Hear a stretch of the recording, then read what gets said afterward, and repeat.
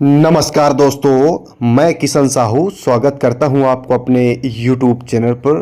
दोस्तों, आज हम बात करने वाले हैं एमपी पुलिस कांस्टेबल भर्ती 2025 की पूरी सिलेबस के बारे में।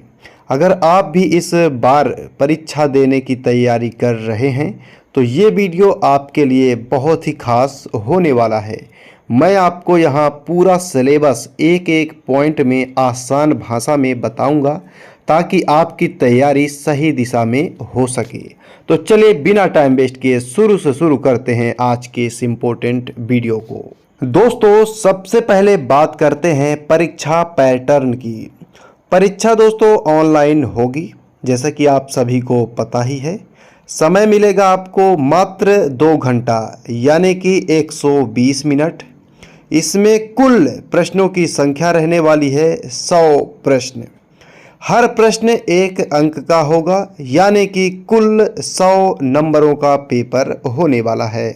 और सबसे अच्छी बात यह है कि इसमें किसी भी प्रकार की कोई निगेटिव मार्किंग नहीं होगी। जी हाँ दोस्तों, बिल्कुल सही सुन रहे हो। इसमें आप लोग तुक्का भी मार सकते हो, कोई आपको प्रॉब्लम नहीं होने वाली। अब दोस्तों थोड़ा डीप बात करते हैं कि ये 100 प्रश्न जो हैं किन किन विषयों से आने वाले हैं। प्रश्न पत्र दोस्तों 3 भागों में बटा होगा, तो मैं आपको बताने वाला हूं ये कौन कौन से 3 पार्ट्स हैं। जैसा कि पहला पार्ट्स सामान्य ज्ञान और तर्क शक्ति, 40 प्रश्न और 40 नंबरों के रहने वाले हैं। इसके बाद दोस्तों दूसरा पार्ट रहने वाला है बौद्धिक क्षमता और मानसिक योग्यता। इसमें 30 प्रश्न रहेंगे और 30 नंबरों का, ठीक है। इसके बाद तीसरा पार्ट जो कि रहेगा विज्ञान और सरल अंक गणित का, ये भी 30 प्रश्न रहेंगे और 30 अंकों के। तो अब दोस्तों चलते हैं सिलेबस पर और जानते हैं हर विषय से क्या क्या पूछा जाएगा, और थोड़ा मैं डीप में आपको बताने वाला हूँ, ठीक है।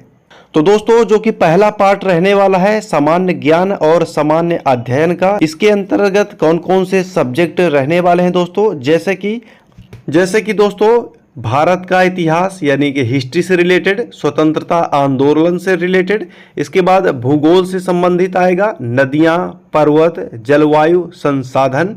इसके बाद भारतीय राजनीति से रिलेटेड कुछ प्रश्न रहेंगे, जैसे कि संविधान, संसद, पंचायती राज इत्यादि। इसके बाद दोस्तों अर्थव्यवस्था यानी इकोनॉमिक्स से रिलेटेड कुछ प्रश्न रहने वाले हैं। इसके बाद मध्य प्रदेश का विशेष ज्ञान, जैसे कि त्योहार, संस्कृति, लोक नृत्य, प्रमुख स्थल।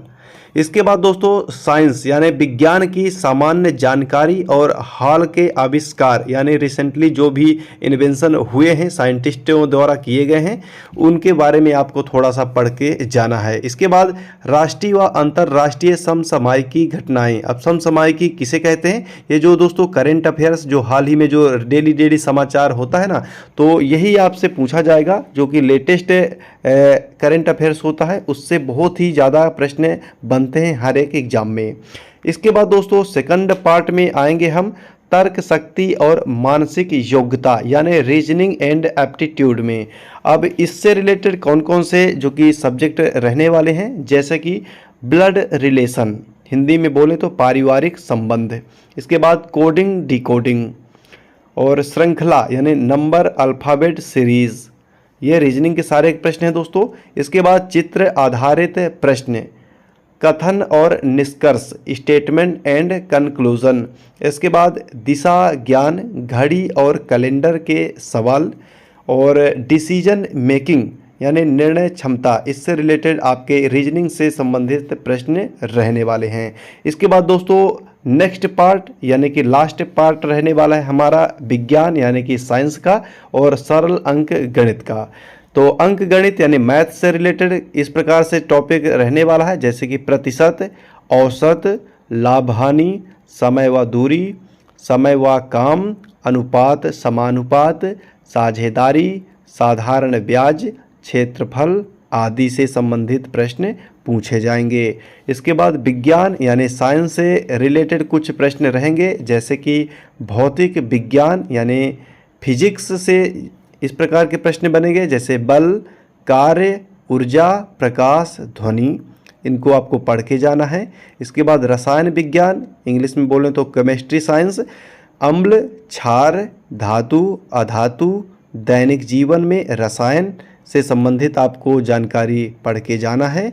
इसके बाद जीव विज्ञान यानी बायोलॉजी, और इससे रिलेटेड जो प्रश्न रहने वाले हैं मानव शरीर, रक्त, पाचन तंत्र, रोग, पौधे प्राणी संबंधी प्रश्न आपको पढ़ के जाना है।